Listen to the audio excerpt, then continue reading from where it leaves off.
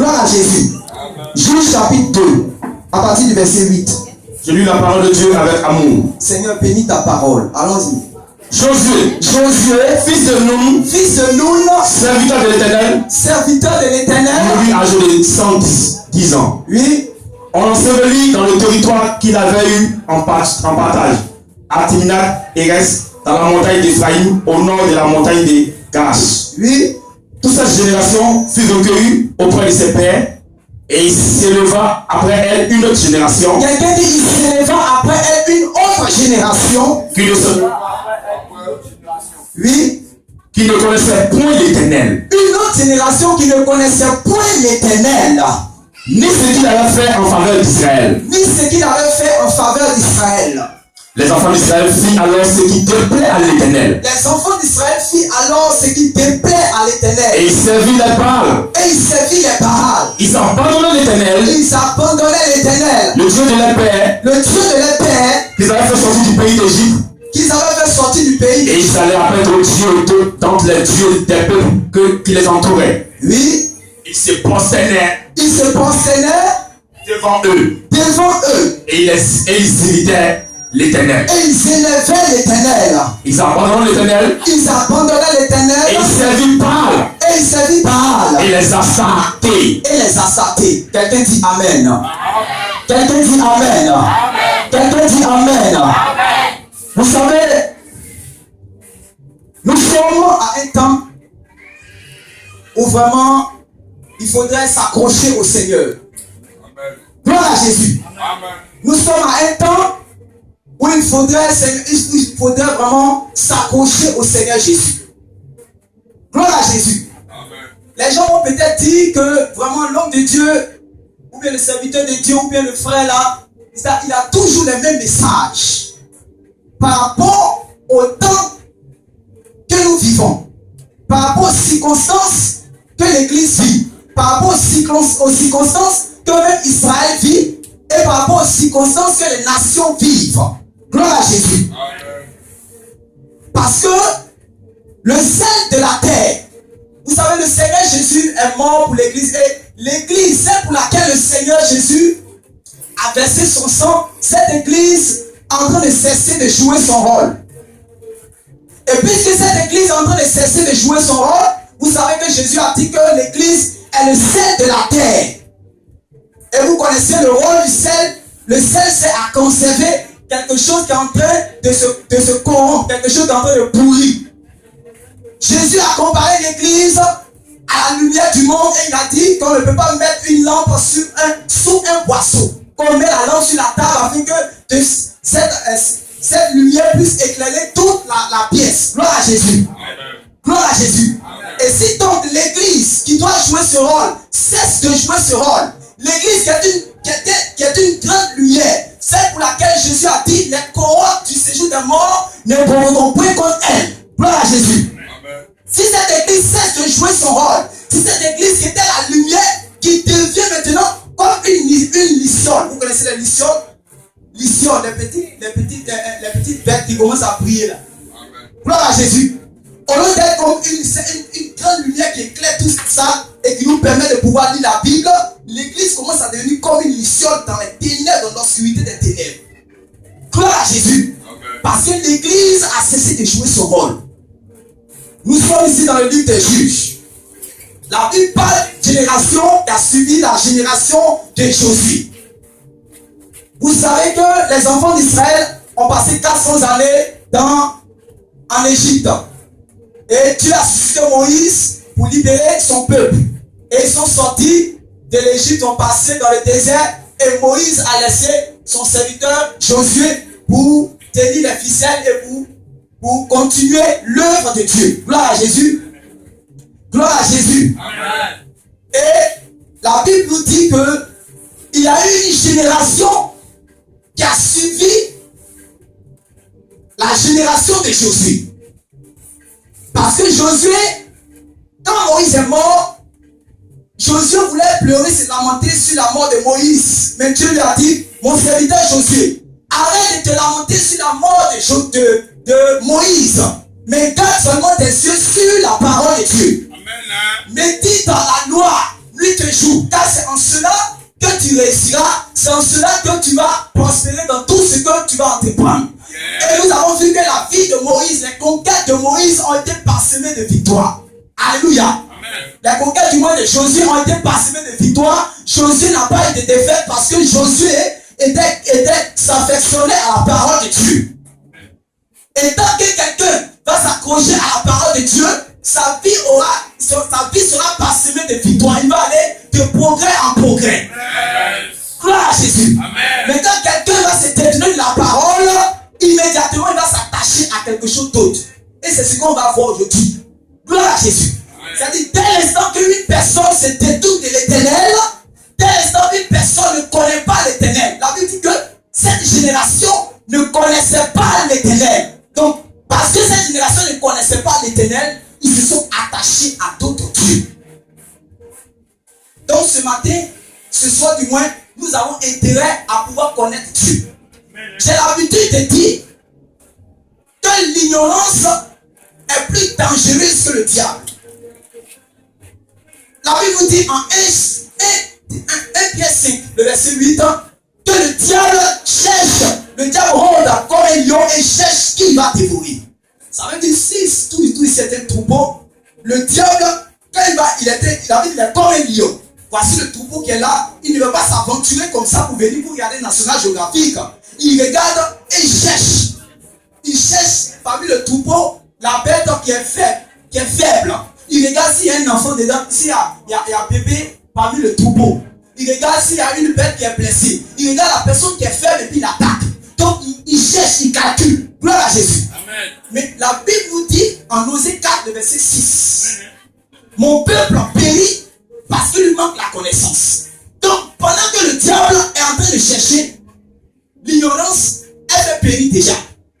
Quelqu'un n'a pas encore compris. Amen. Le diable, lui, il cherche pour dévorer. Il cherche pour faire périr. Il cherche pour détruire. Mais la Bible dit que l'ignorance là, l'ignorant ne cherche pas. Si quelqu'un est ignorant, il périt déjà. Amen. Gloire à Jésus. Amen. Gloire à Jésus. Amen. Et Dieu n'a pas dit, Dieu a dit du moins que son peuple a péri. Dieu n'a pas dit que les Égyptiens, ou bien les Amoriens, ou bien les païens. Il dit, mes enfants, c'est eux qui périssent parce qu'il leur manque la connaissance. Amen. Gloire à Jésus. Amen. La génération de Josué connaissait Dieu. Mais la génération qui a suivi Josué ne connaissait pas Dieu. Et comme cette génération ne connaissait pas Dieu, cette génération était dans l'ignorance de Dieu. Et comme cette génération était dans l'ignorance de Dieu, cette génération s'est détournée de Dieu. Et une fois que tu ne connais pas Dieu, immédiatement tu es la victime du diable. Une fois que tu ne maîtrises pas, tu ne connais pas la parole de Dieu. Le Seigneur dit que celui qui m'aime, c'est celui qui garde ma loi, c'est celui qui garde ma parole. Et quelqu'un qui ne garde pas la parole, que tu sois chrétien ou pas, qu'on t'appelle pasteur ou pas, tu es la victime du diable. Amen. Gloire à Jésus. Amen. Gloire à Jésus. Amen. Sinon, pourquoi des chrétiens étaient ensemble et ils priaient ensemble et ils jeûnaient ensemble et ils faisaient toutes sortes d'activités et ils priaient, ils faisaient toutes sortes de bonnes œuvres pour le Seigneur. Et quelque temps après, parmi eux, il y a une qui va adorer les bails. Parmi elles, il y a d'autres qui sont plongés la main dans les fétiches. Parmi eux, il y a d'autres qui sont séduits par les gens de ce monde. Pourquoi? Parce qu'ils ne connaissent pas le Dieu qu'ils servent. Amen. Gloire à Jésus. Et si vous ne connaissez pas le Dieu que vous servez, je vous assure, à 100%, tu vas aller servir le diable. Avant de servir Dieu, cherche à le connaître. Amen. Amen. Avant de servir Dieu, avant de faire n'importe quelle activité à l'église, cherche à connaître Dieu. Il y a plusieurs exemples de la Bible. Le temps ne me permet pas d'aller trop dans les détails. Parce que la Bible nous parle même de Samuel. Samuel était avec Élie. La Bible nous dit que les enfants d'Élie, le sacrificateur, ne connaissaient pas Dieu. Et Et n'oubliez pas que nous étions à l'époque des juges, parce que Samuel était un juge. Nous étions à l'époque des juges. Cette génération qui ne connaissait pas Dieu. La Bible dit que les fils d'Élie qui servaient avec leur papa, ils étaient consacrés par leur papa, mais ils ne connaissaient pas Dieu. Et la Bible dit que les services, là, tout ce qu'ils faisaient, ils commettaient l'impudicité. Et la cupidité était leur partage. Ils faisaient ce qui déplaisait à l'Éternel parce qu'ils ne connaissaient pas Dieu. Mais la Bible dit, contrairement pour Samuel, que Samuel ne connaissait pas encore Dieu. Ça veut dire que dans la suite du temps, Samuel doit connaître Dieu.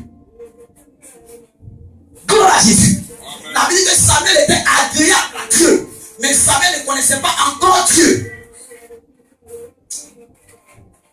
Je vais aller doucement. Gloire à Jésus. Amen. Gloire à Jésus. Amen. Dis à ton voisin, tu dois connaître Dieu. Dis à ton voisin, tu dois connaître Dieu. Vous savez pourquoi Dieu a choisi Abraham? Parce qu'il y a un problème dans ces versets. La Bible dit que tout, c'est-à-dire avant Abraham, et du moins à partir d'Abraham, Abraham connaissait Dieu et Dieu l'a choisi parce que Abraham va faire connaître la loi de Dieu et va faire ce que ses enfants et les fils de ses enfants pratiquent la justice. N'est-ce pas? Prends Genèse chapitre 18. Quelqu'un prend Genèse chapitre 18. Quelqu'un prend Deutéronome chapitre 32. On va voir ça rapidement avant de continuer. Genèse chapitre 18 à partir du verset 17 à 19. Genèse chapitre 18 à partir du verset 17 à 19. Oui.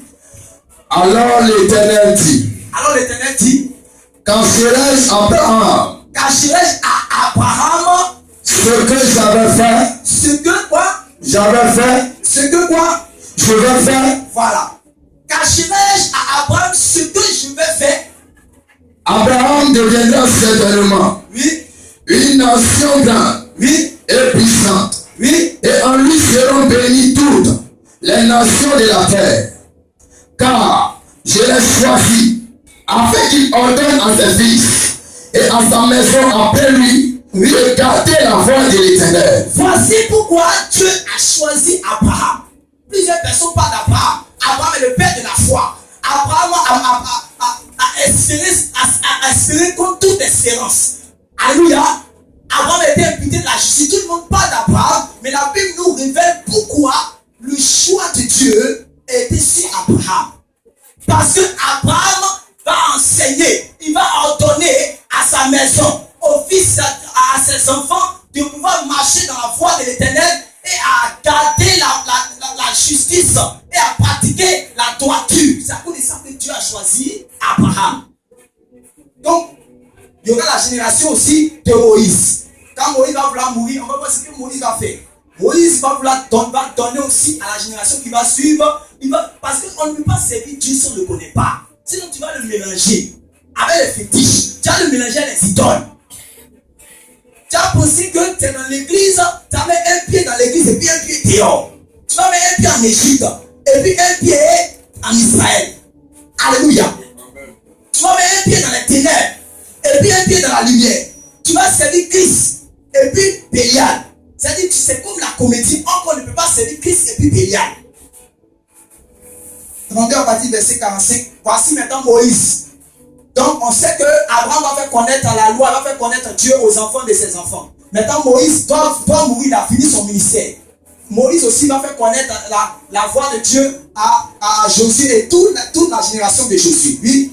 Lorsque Moïse eut achevé de prononcer toutes ces paroles devant tout Israël, Oui. il a dit, Oui. prenez à cœur toutes les paroles que je vous conjure aujourd'hui. Je veux commander à vos enfants afin qu'ils observent et pratiquent et mettent en pratique toutes les paroles de cette loi. Oui. Car ce n'est pas une chose sans importance pour vous.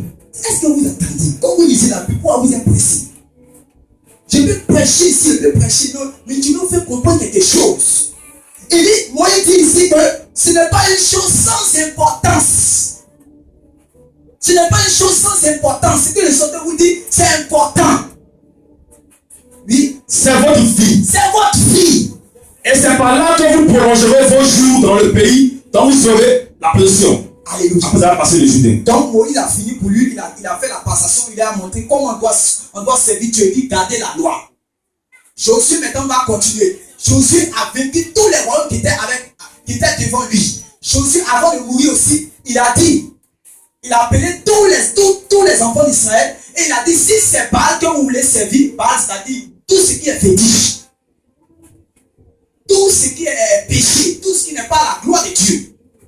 Il dit, si c'est Baal que vous voulez servir, allez servir les Baal. Mais moi et ma maison, nous servirons l'Éternel.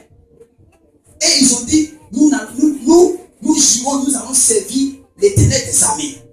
Il dit, est-ce que vous pouvez servir Dieu? Parce que le Dieu que moi je sais, il est saint. Il est saint, il n'y a pas d'iniquité, il n'y a pas de petite iniquité dans le Seigneur.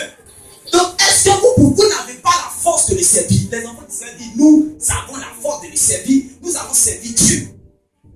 Alléluia. Amen. Alléluia. Amen. Maintenant, cette génération est partie. La Bible dit que l'autre génération qui est venue, cette génération ne connaissait pas Dieu. C'est ce que je ne comprends pas. Parce que cette génération ressemble aujourd'hui à l'église d'aujourd'hui. Amen. Quand tu regardes 100 ans passés, quand tu regardes 80 ans passés, quand tu regardes 40 ans passés, quand tu regardes 30 ans passés et l'église d'aujourd'hui, tu vois qu'il y a une très très grande différence. Gloire à Jésus. Est-ce que c'est la génération qui devait faire connaître Dieu, qui n'a pas fait connaître Dieu? Ou bien c'est les enfants même qu'on voulait leur donner la connaissance de Dieu, qu'on dit qu'ils ne veulent pas connaître Dieu? Gloire à Jésus. Jérémie chapitre 6, à partir du verset 16. Homme de Dieu, on va aller rapidement, tu vas beaucoup m'aider aujourd'hui. Jérémie chapitre 6, à partir du verset 16.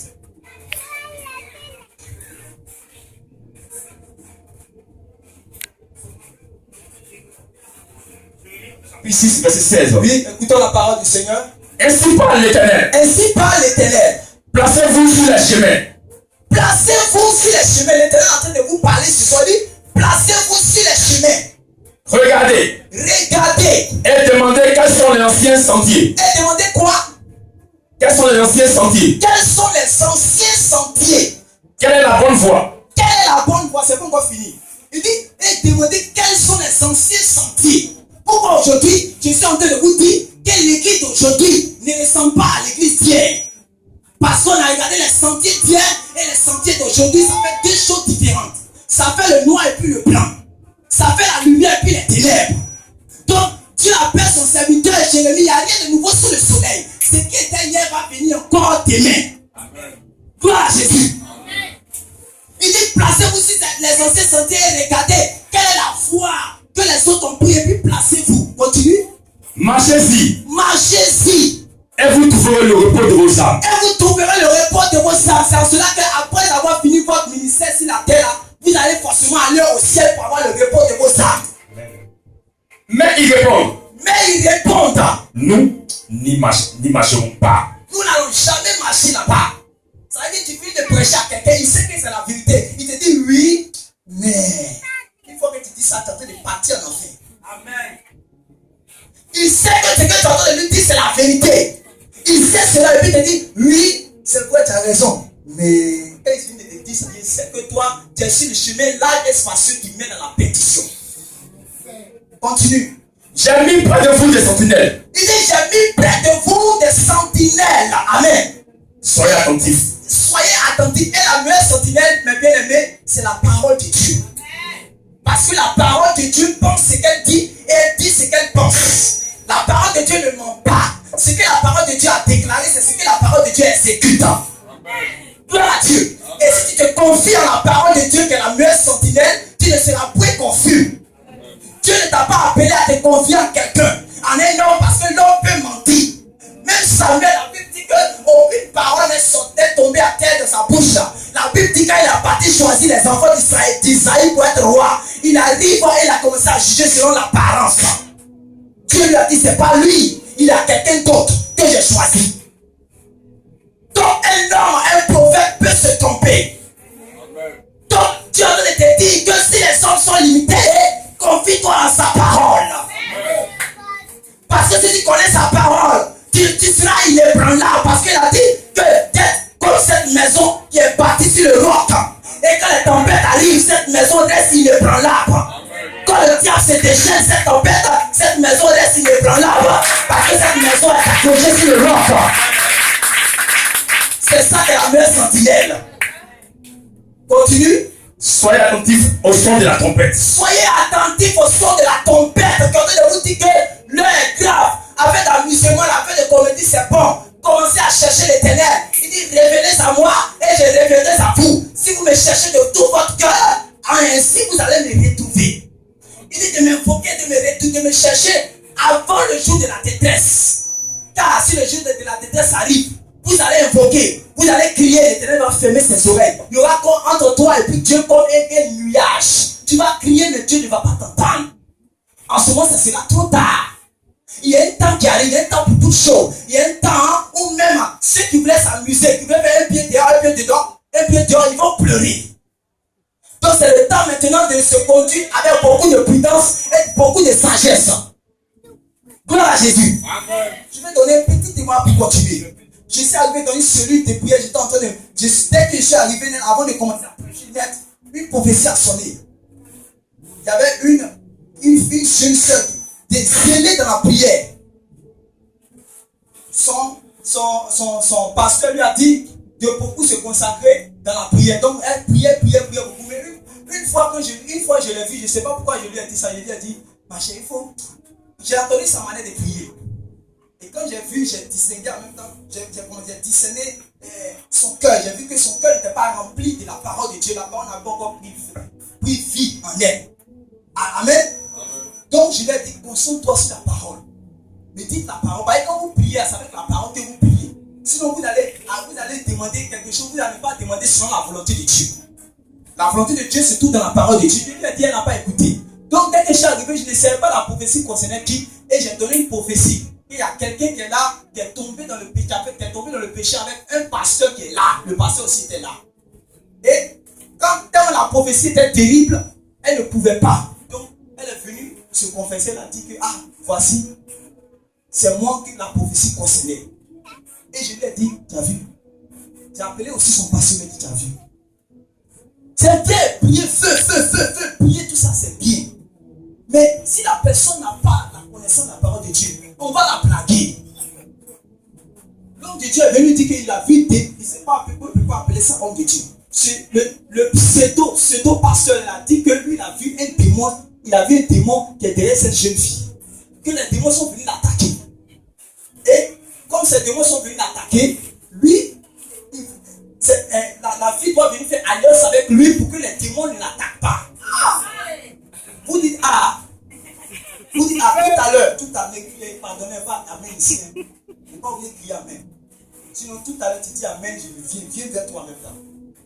On se regarde et on se connaît. Amen.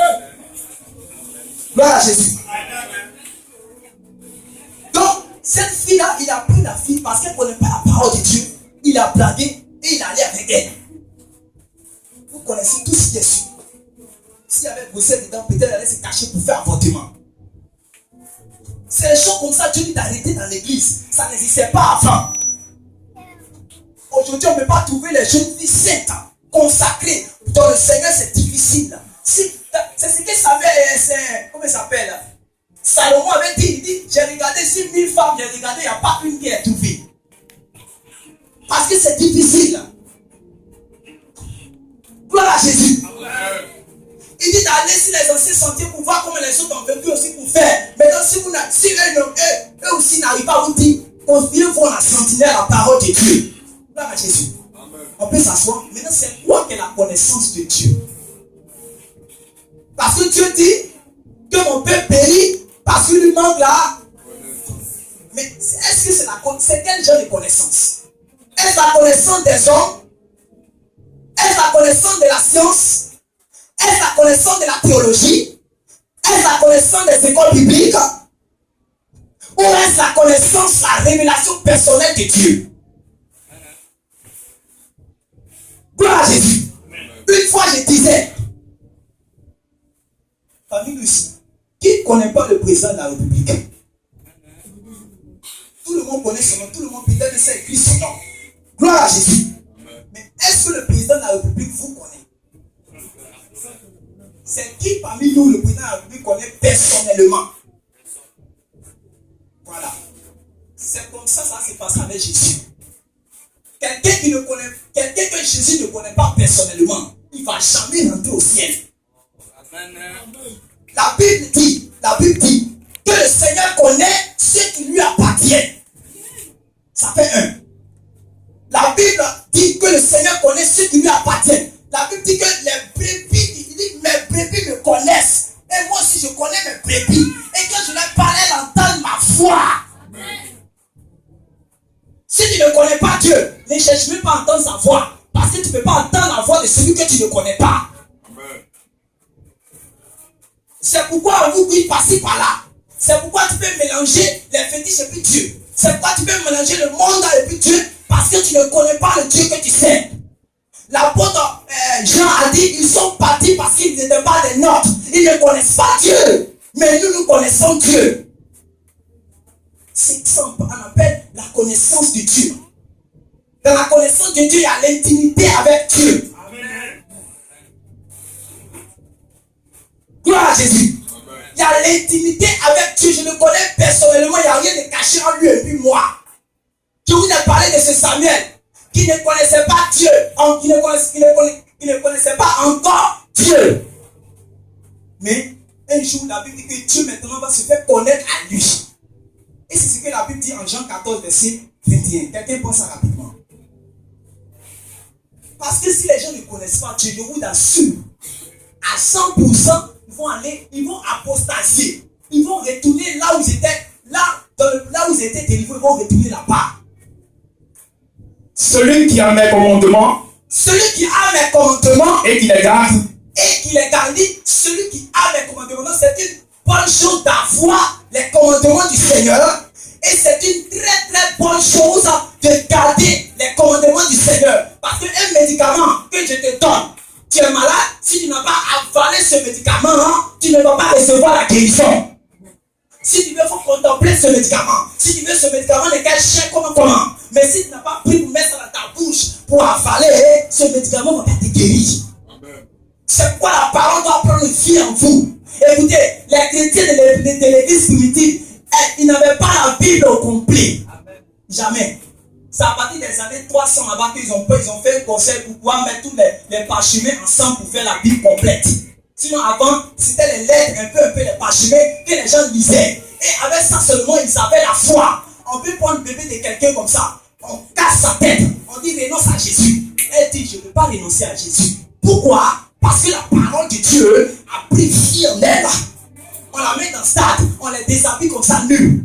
On prend son mari, on le découvre, on découvre tout ce qui va se passer dans la grande tribulation. Les chrétiens de l'église primitive ont vécu cette grande persécution. Mais ces chrétiens n'ont pas persévéré. Ces chrétiens n'ont pas renié Jésus parce que ces chrétiens connaissaient qui était Jésus. Jésus s'est révélé à